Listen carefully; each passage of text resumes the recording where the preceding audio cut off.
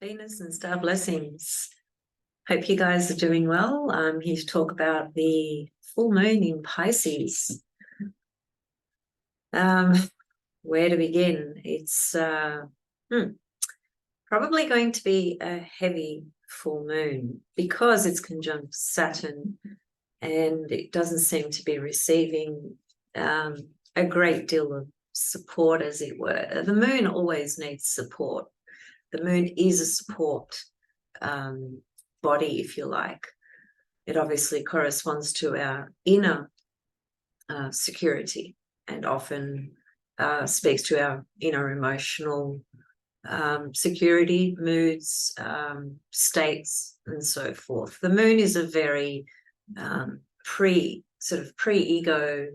subconscious, unconscious, subjective type of energy, right? So when you have heavy energies aspecting the moon, particularly by a hard aspect, the moon tends to feel quite threatened, as it were.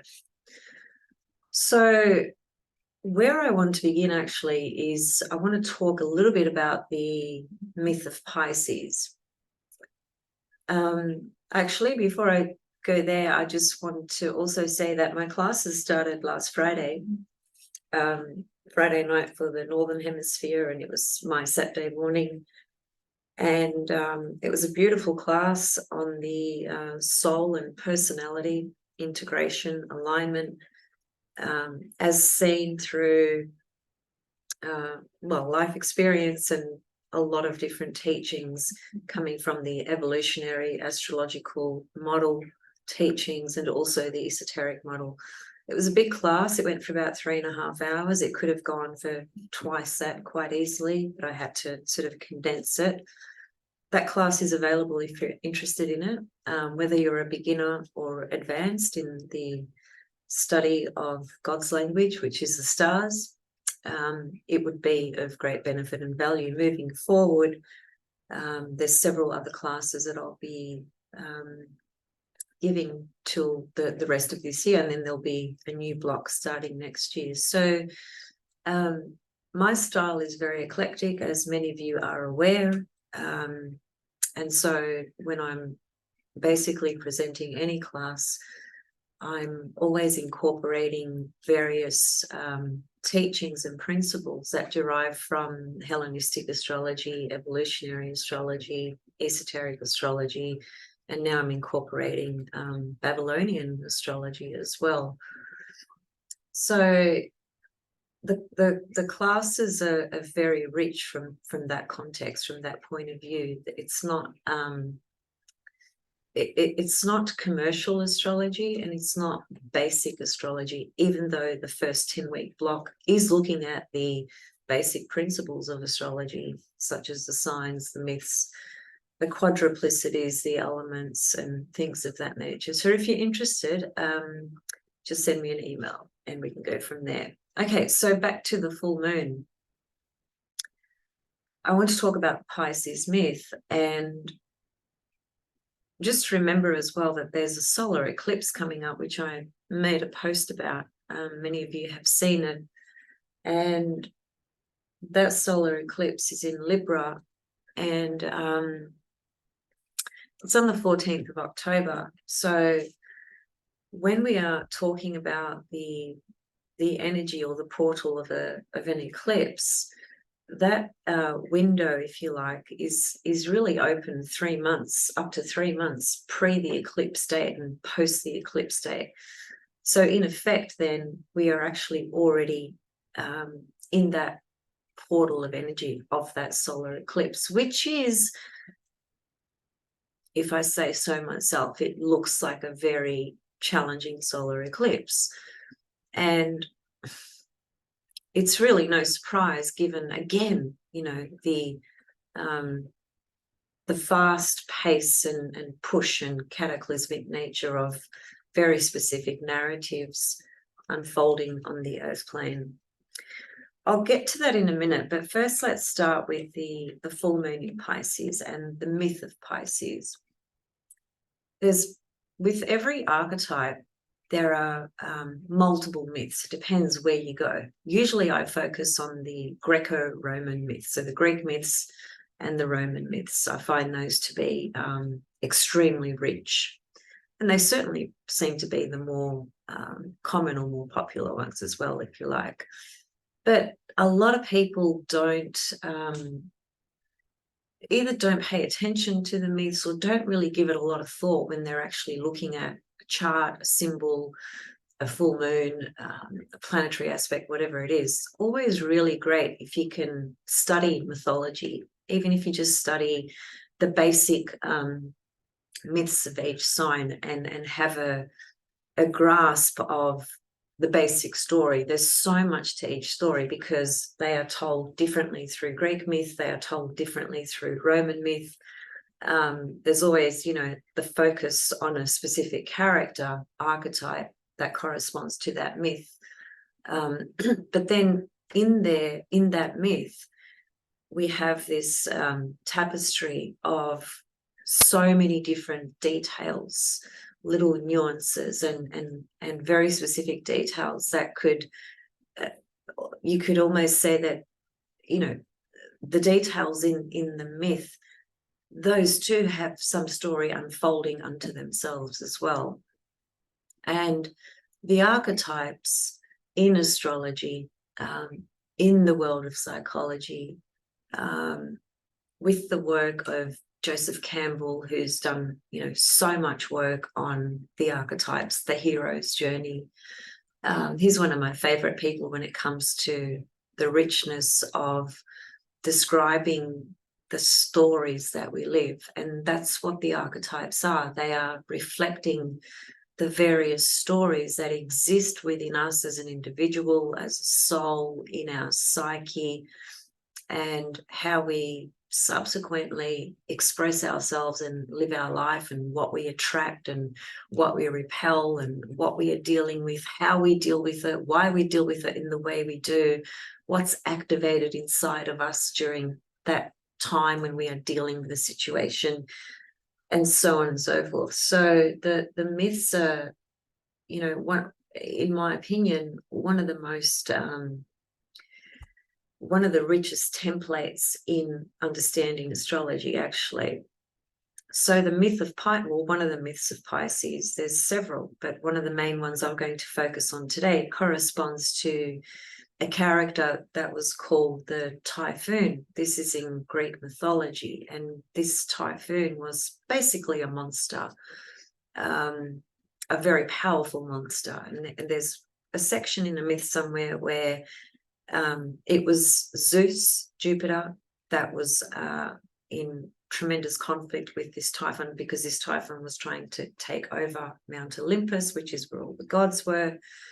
And essentially, in the end, Zeus won the battle, and as a result, this Typhoon character was cast out of Mount Olympus and was sort of cast out deeply, buried in the earth somewhere. But as it turned out, one day he decided to come up to where the gods were, and everybody was terrified of him, including all the gods. We're talking like a huge monster that was kind of like half man and half represented by snakes, some wicked looking type of creatures and so forth. And it was a very powerful monster and very scary. And so when he came up onto the earth, Mount Olympus there, all the gods and goddesses and nymphs and whoever was there just bolted, basically. They just made a run for it to get away from him, because he had, the only intention he had was to create destruction and kill them and so forth. So a lot of the gods and goddesses changed themselves. This is where shape-shifting is very interesting, change themselves into an animal of some kind in order to be able to either have wings or some type of power or strength to move a lot quicker than what a human would, for instance. So that's what most of them did. And the remaining ones were actually Venus and Eros. And Venus and Eros, who their story is very complex as well, because she was his mother, but they were also lovers in different myths. So the myths can sometimes create a sense of confusion for people because they are reading different versions. And sometimes people think, well, do I believe this myth or do I believe that myth? It's not about believing anything. It's really just about exploring the different nuances and characters and finding a way to relate to those stories, not necessarily in the literal sense as they are described in the myth, although sometimes certain features can be very literal. But it's really about storytelling, and relating those stories to our life circumstances and our life journey. So Venus and Eros were the last ones left on the planet. And in one version, Jupiter actually noticed that and he turned them into two fish and threw them in the river. In another story, they turned themselves into fish. So whether it's that one or whether it's that one, doesn't really matter. At the end of the day, they both turned into two fish. Now, those two fish became the constellation Pisces. And there's so many elements to this myth and this story and so much richness, but just a couple of things that I'd like us to consider. And also it was said that Pallas Athena rewarded Venus and Eros by turning them into fish, and then how they were able to get away from the monster and the bravery that they had to bring forth in what they did and how they actually got away. So she changed them into the constellation Pisces. So there's that part of the story too. But fundamentally, when they turned into the two fish and they got into the water, there's this part of the myth there, which this part that I want to describe really says so much about the archetype of Pisces. And we could talk about that for a while, but I won't. There's just a couple of things I want to remind us of. And there's still a lot of things about that myth that I'm actually contemplating myself, because like I said before, myths have so many layers, so many details, and there's a lot to ponder on. There's a lot to reflect on. And there's a lot of different types of meaning you can get as well. So when they were under the water, and I'm sort of digressing again, but just going back to another point, it was said that Jupiter tied them with a piece of string so that they don't lose each other, so that they can be together under the water and help each other through this journey that they went through, which was terrifying for them. So that's why you see in old traditional astrology, when you see Pisces depicted in the traditional pictures, the ancient pictures, they're always connected by a cord. And that has a very interesting implication unto itself, which I won't go into for now.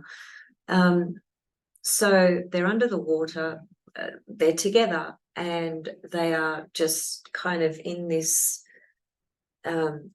fluid movement in the water, in the I don't think it was a sea, I think it was a river. And they were looking sort of through the water above, and they could see the monster that was just, pouncing through and looking for anything to disrupt or kill.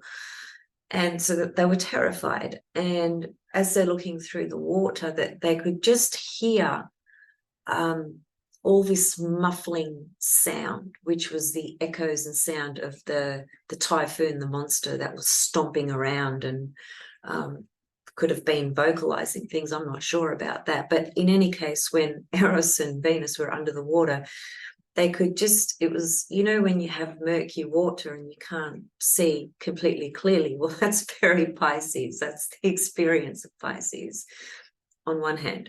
So they're under there and they could just hear this, murky sort of sounds and, muffled sounds. And then there's murky water. They could sort of see the the silhouette perhaps, you know, of this monster, and they were still terrified because they thought the monster might just, you know, reach in and grab them and kill them.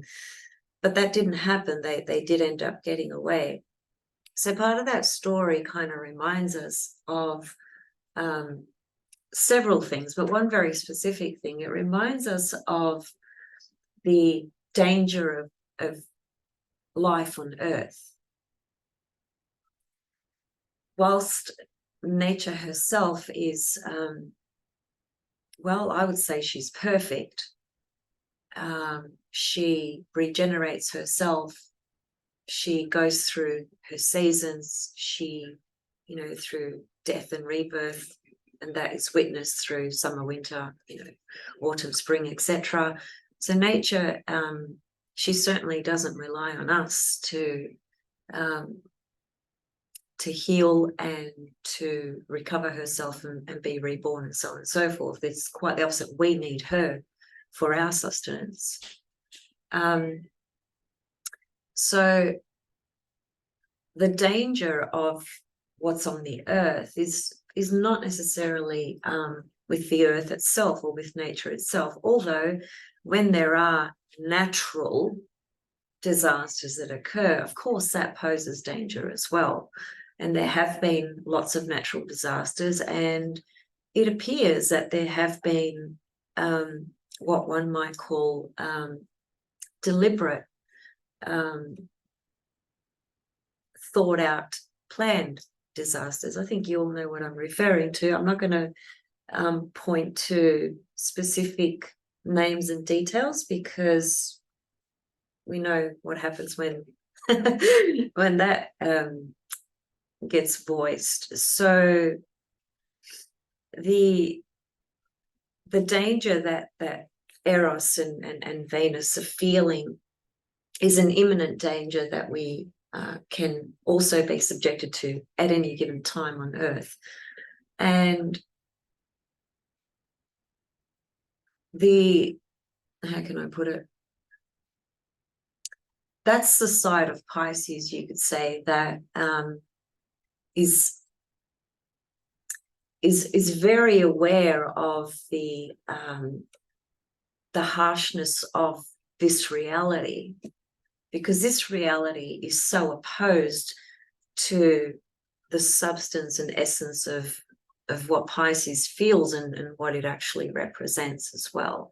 Pisces is such a deeply complex sign, but it has, we could say, it has a memory of the Garden of Eden, just to use that as an example. It has a memory of the golden age of peace and harmony and beauty, of compassion and love. You know, that's the energy that it really generally is connected to. And when something threatens that, you know, the Pisces jumps into the water, right? And it escapes the reality, and it escapes the dangers, as it were. So I'm bringing this up because the full moon in Pisces can always take us into those zones where we may want to escape a difficult situation, because it's, you know, it's just horrible to deal with. It's painful to confront. It just brings a sense of pain and suffering and unbearable, you know.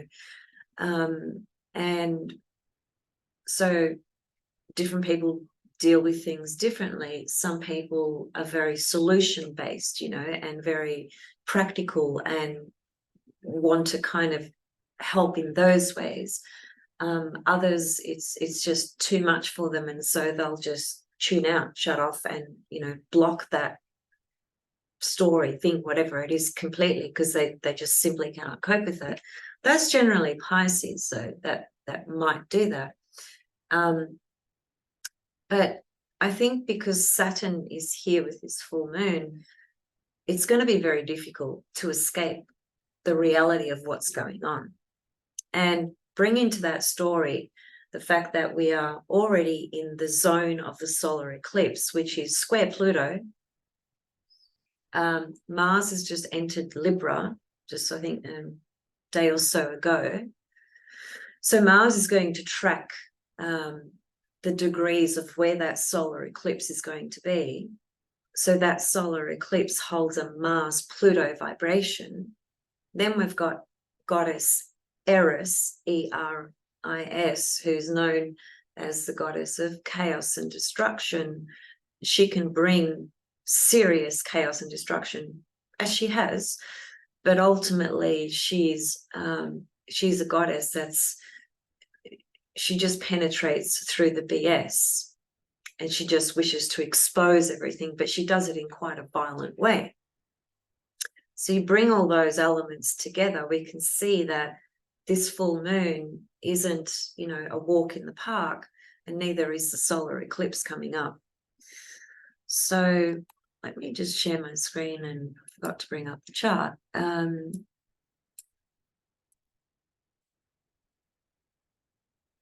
So that's the full moon for Melbourne. Obviously, your location, the chart will look differently based on where you are. If you're not in Melbourne, it doesn't really matter. What matters is we just want to focus on this full moon. There it is there, sun opposite the moon. And to personalize the energy of a full moon, you always just need to place the full moon in your birth chart. So where is Virgo and Pisces, very simply put. You can see that there's some really interesting things going on here. Saturn is a huge player. It's conjunct the moon. Goddess Lilith is conjunct the sun, so she's opposite the full moon.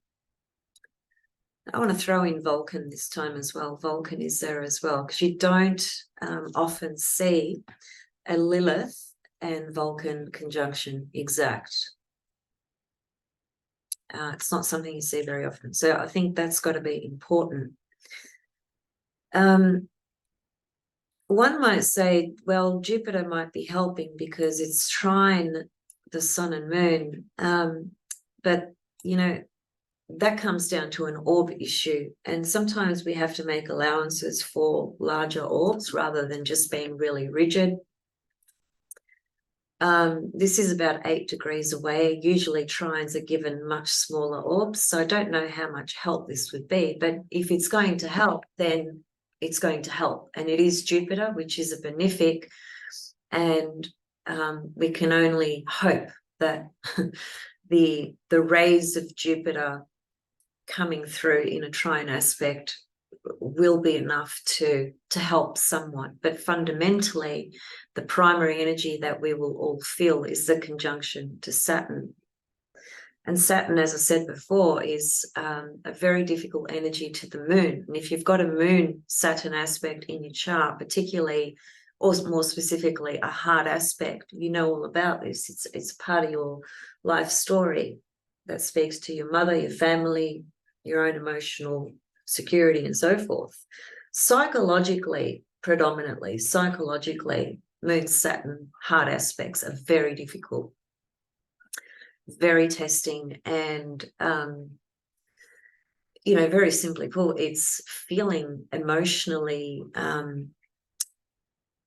perhaps cut off or not supported, you know, by those around you, by your family, by people that you would want to support you and help you. So with the moon Saturn, it really says that you've got to be responsible for your own emotional health, maturity, development, security. You've got to do it yourself. It's not going to come from people around you, as it were. You've really just got to work on that yourself, fundamentally.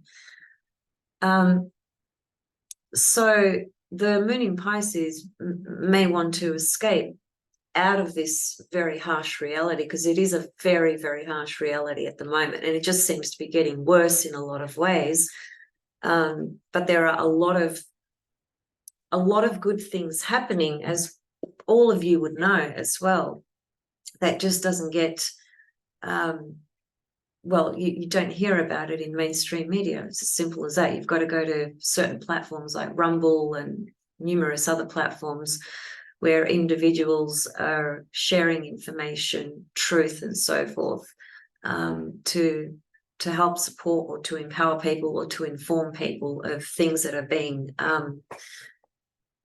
misleading or just false altogether and so forth. So we know there's an escalation of things, and the escalation of things, of course, is because Pluto is at, you know, these final degrees again of Capricorn. Pluto goes back into Aquarius early next year, but then goes back into Capricorn again. So the rest of this year, and I think most of next year, is probably going to be marked by these very strong forces that are still trying to penetrate through in the way that they are. But the difference now that we should all, I suppose, keep remember and let it serve as a sense of having faith. But faith is it's a complex subject, because some people might say, well, faith doesn't do anything, you know. And in some ways that's true, because if you just sit there doing nothing and just rely on your faith and that's it, and you're not being proactive and you're not being responsible and you're not doing your part, well, you know, that's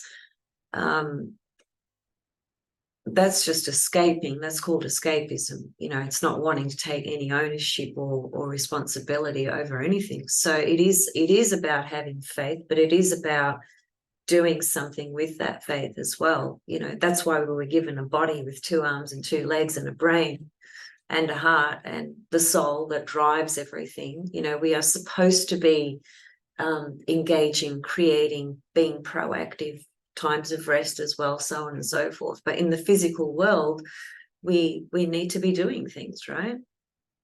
So the hard thing about a moon Saturn, you know, for those that might struggle to deal with this energy, because there's this reality we want to go into that's much softer, that doesn't have this suffering, that doesn't have all the horrible things that are happening on the earth plane at the moment.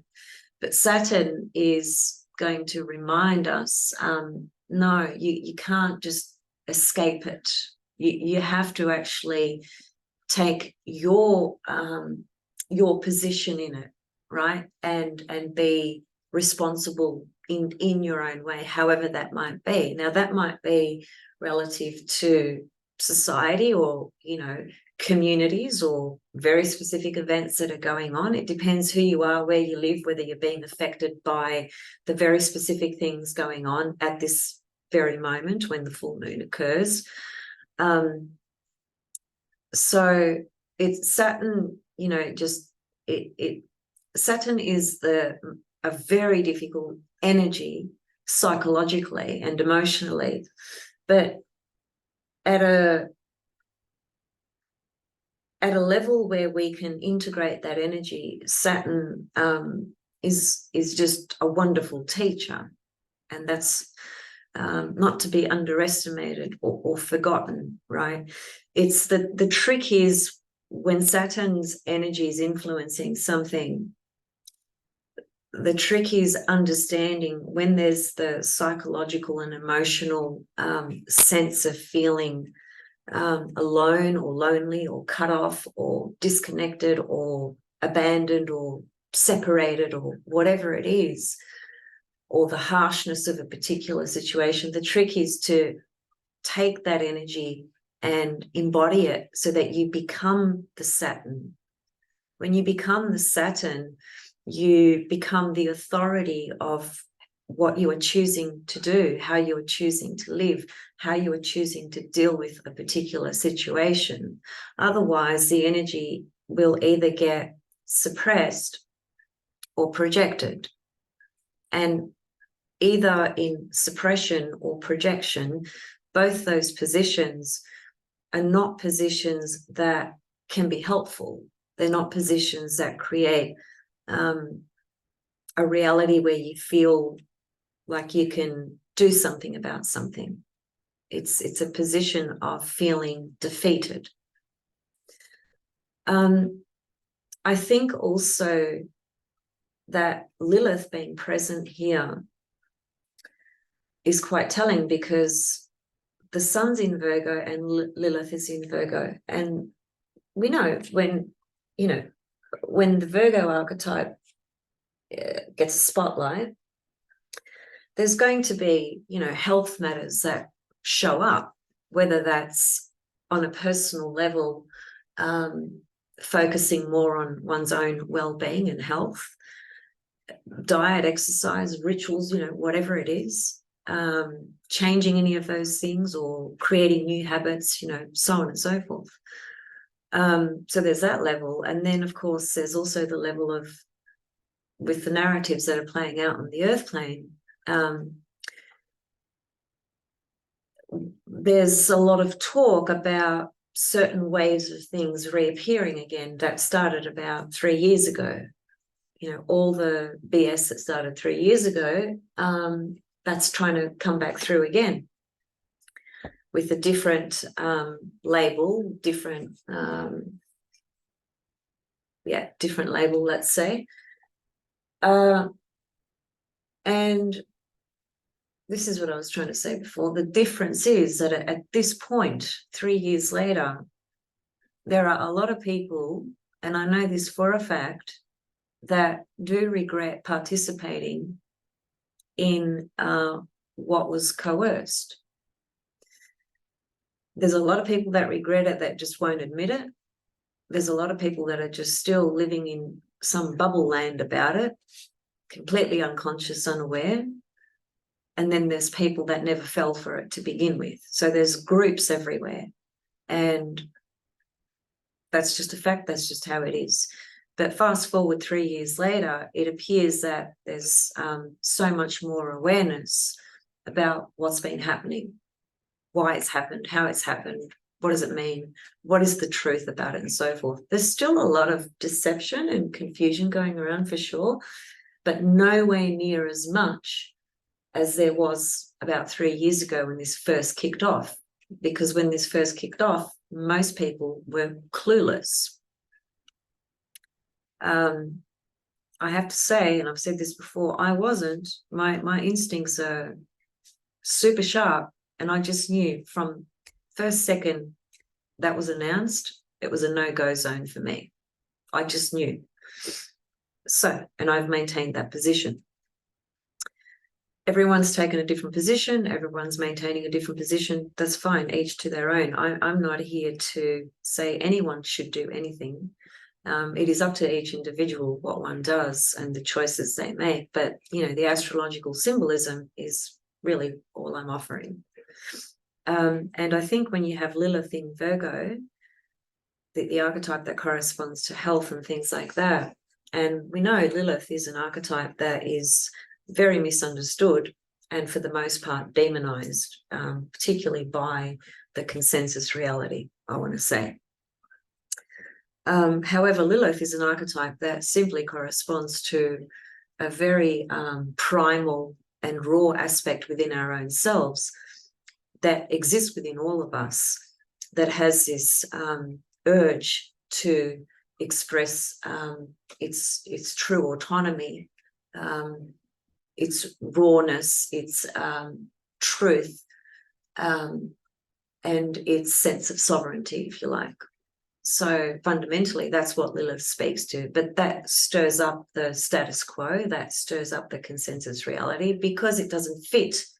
The status quo and the consensus reality is basically defined by compliance. It's as simple as that, which is Saturn. Lilith in Virgo, to me, just I think is going to perhaps amplify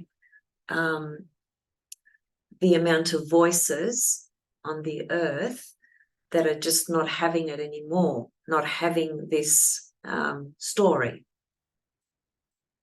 People do not want their freedom taken away again as it was before, and with everything that went with that, right? So I just feel that this Lilith here, she's going to stir the pot quite a bit. And it is going to be precisely on that issue. And it is going to appear as the way from the way it's going to be presented by mainstream media, of course, it's going to be presented in such a way that it's happening here, it's happening there, it's happening there, it's happening there, and no one's got a choice, and everyone's just got to follow. Because how else can they sell it? They can't sell it if they say to you, hey, you've got a choice. So they have to sell it in a way where they create a psychology in the collective that creates some false belief in people that they have no choice, which is what they did originally as well. So just, yeah, I guess we'll just wait and see what happens. But I think this Lilith is going to be very prominent with this full moon cycle. So I'm very curious to see what unfolds, because this full moon, of course, is the halfway point of where the new moon started, right, 2 weeks ago. So full moon, we've still got another 2 weeks before this cycle is finished. So we don't necessarily have to see everything I'm saying on the particular day of the full moon. Those are some of the possible themes, perhaps, but it is also very possible that we see certain themes unfold over the next 2 weeks as well. So there's Mars in Libra.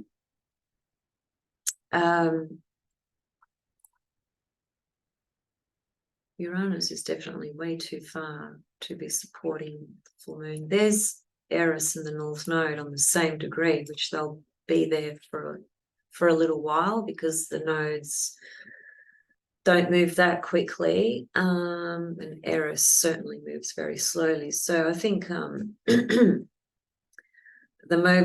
nodes move backwards. So what's happening is the North Node is 2553.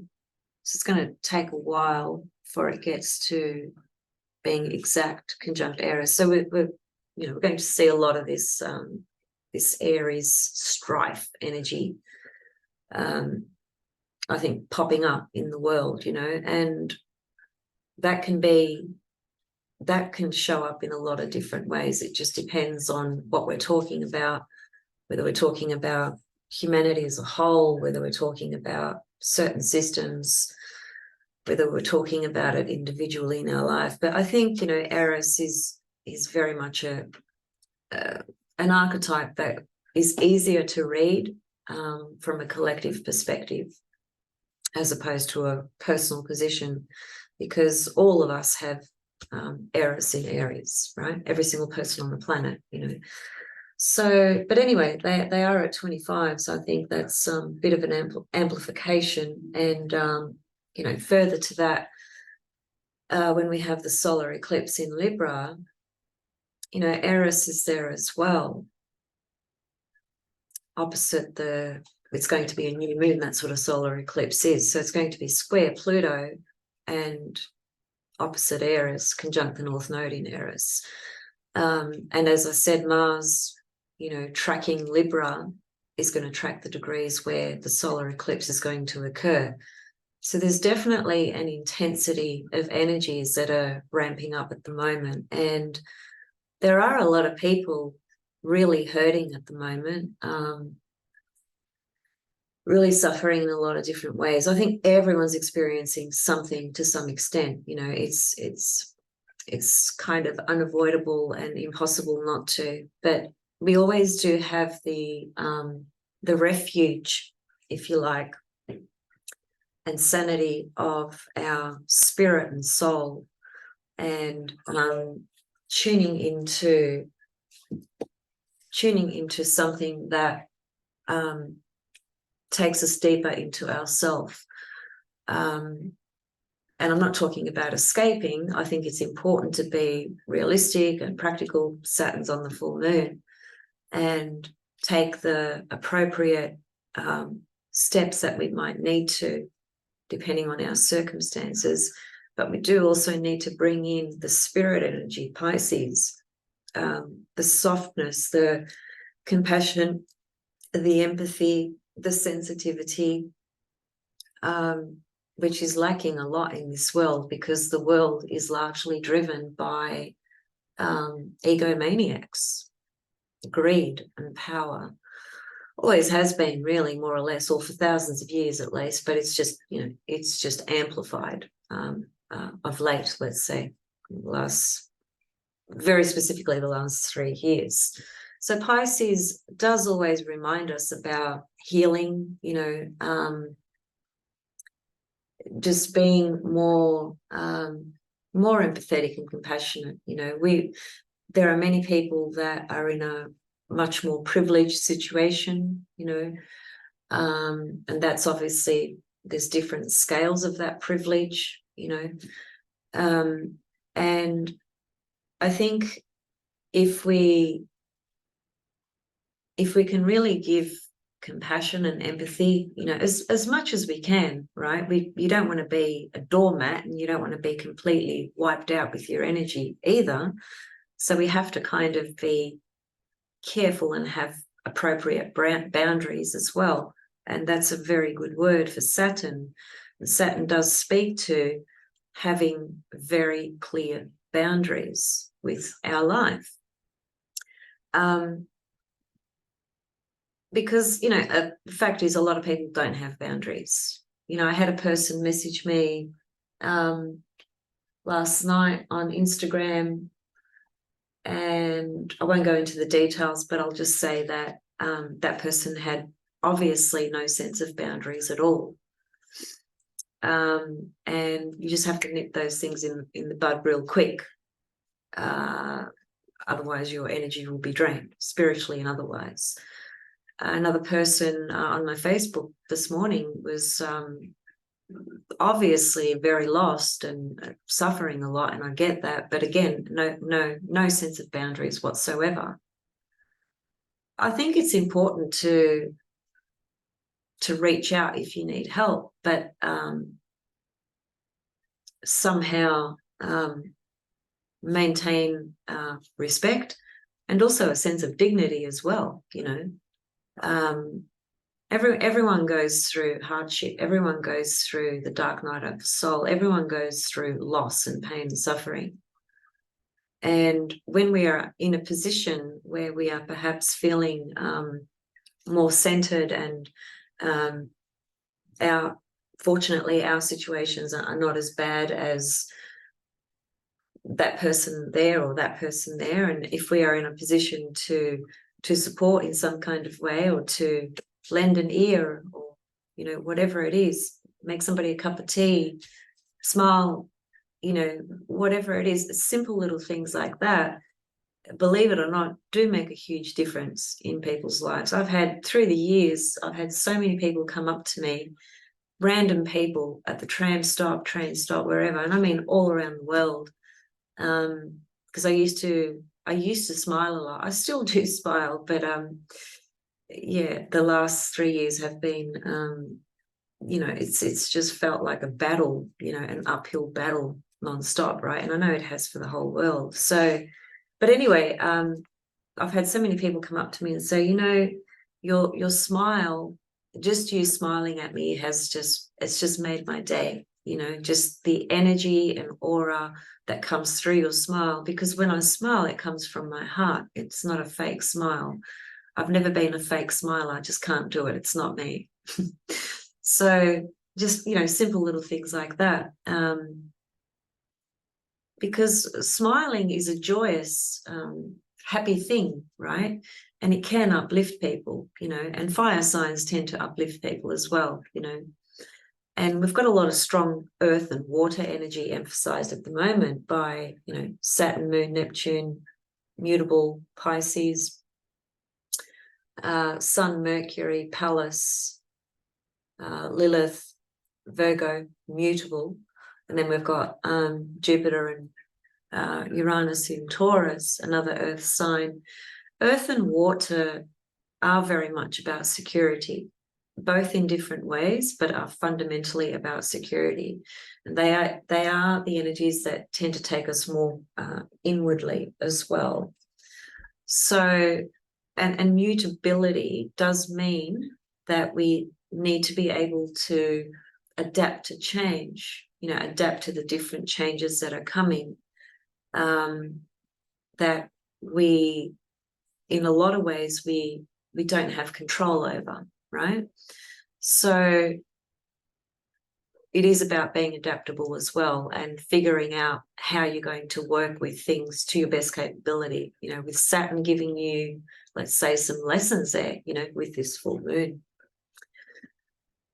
Fundamentally, as I said at the beginning, emotionally and psychologically, this can be quite a difficult full moon. So if you are the person that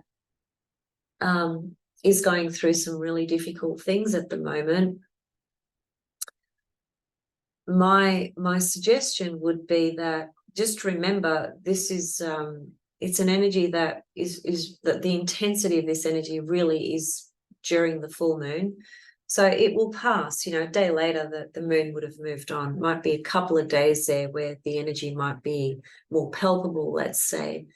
And the trick with Saturn, and I've learned this through the years and through life experience, the trick with Saturn is to not allow the psychological fear that comes up, because there's a lot of psychological fear that does come up with Saturn. And it can trick you into believing that that's the absolute reality, that's the absolute truth. And it's often not, actually. That's when you flip Saturn on its head, kind of thing. You embody it, you integrate it, and you just do what you have to do to get through whatever it is you're going through. Now, that could be something for that day. That could be something, a matter that's kind of ongoing, that's still unresolved, whatever it is. But Saturn does offer us the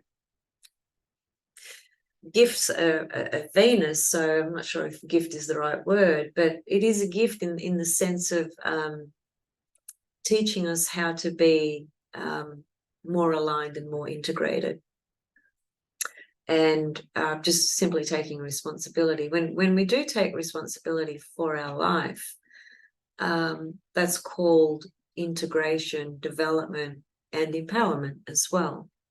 Because the opposite to that is to take no responsibility, project it all out there, and so that places one in victimhood, right? So it's like, well, it's not my fault, it's everything that's happening out there, and I'm powerless, I can't do anything about it.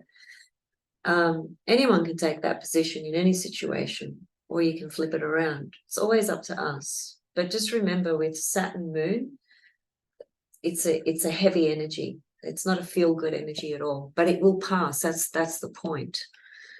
So what else? Was there anything else? I guess, you know, with the polarity of Pisces, Virgo as well, being that is where the sun and moon are, this full moon, that polarity, in my opinion, is actually the most complex polarity in the whole birth chart.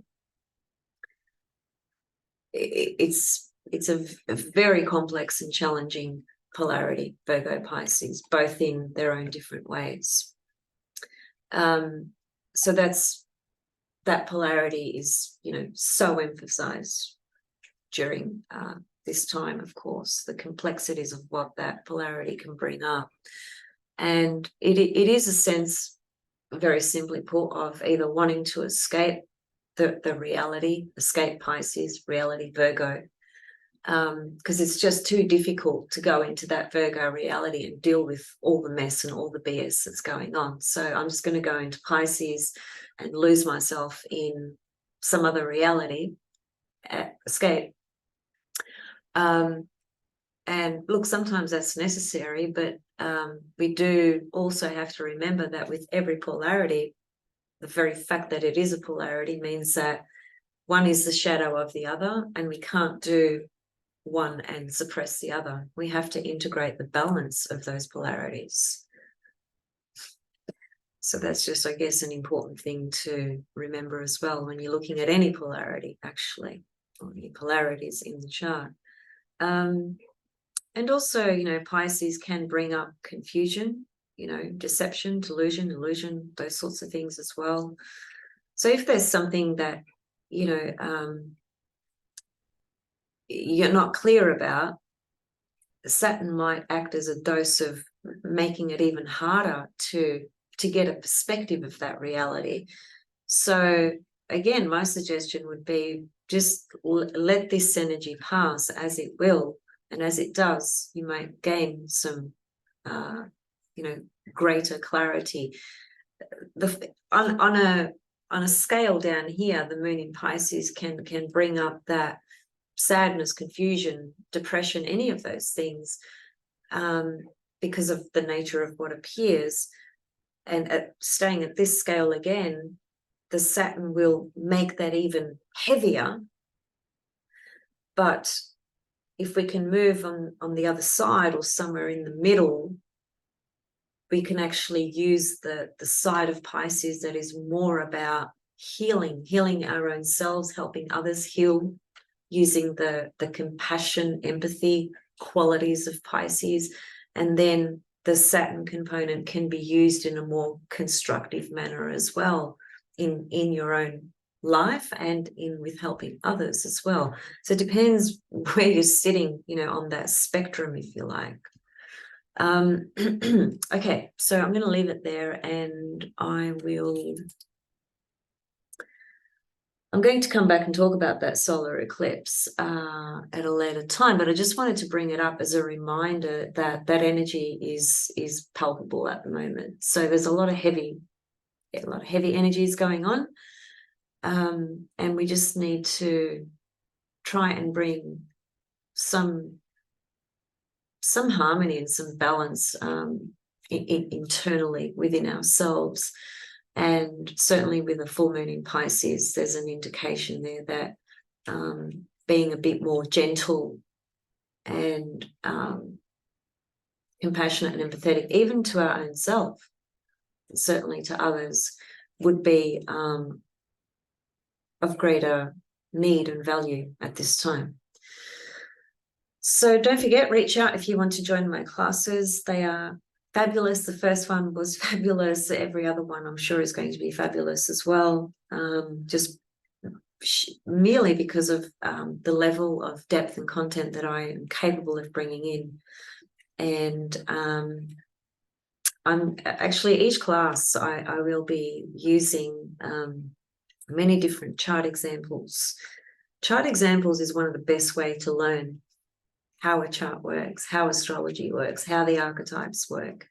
Because like I said to everyone in my first class, if I was to put a chart on the screen and have no name on there, and you just saw a chart with, time of birth, date of birth, etc., and I asked you, is this the chart of a famous dancer, like a ballerina, or is this the chart of a serial killer? You would not be able to answer that question. So the point to that is that the archetypes manifest in a multitude of ways. Each soul is at a very specific point in its evolutionary process. So looking at multiple charts time and time again, which I've been doing for a couple of decades, is a very powerful learning tool in understanding and seeing the various ways that things can unfold and be expressed through each soul. So for that reason, because I know the power of that, I'm including many different charts as examples pretty much in every class, because I think it's one of the most powerful tools. So reach out if you're interested, and I'll see you guys soon. Hope this full moon, you get through it okay. If it is, bringing up some hard set of energies, Saturn on that psychological level, that's just how it shows up. But I explained the other spectrum, the other side of where we can reach in to something else. And if it feels impossible on that day, have a bath. And like that might sound like, oh, have a bath, what the hell, how's that going to help me? Well, all you can do when you are feeling in a particular state and there's nothing that can get you out of a state, you just kind of have to surrender to it. And that's what I forgot to mention, actually. Full moon in Pisces, there's a huge element that asks us to surrender. something that a lot of people find very difficult. Not a judgment, just a fact. Sometimes the very act of surrender is an act of release. And suddenly that energy just, it's like it drops, it moves out of you, and it just moves, just like the ocean moves with its waves, right? Pisces, water sign, Pisces, Neptune, ocean, being more fluid, more adaptable, letting the energy just move, right? See you soon. Thanks for listening.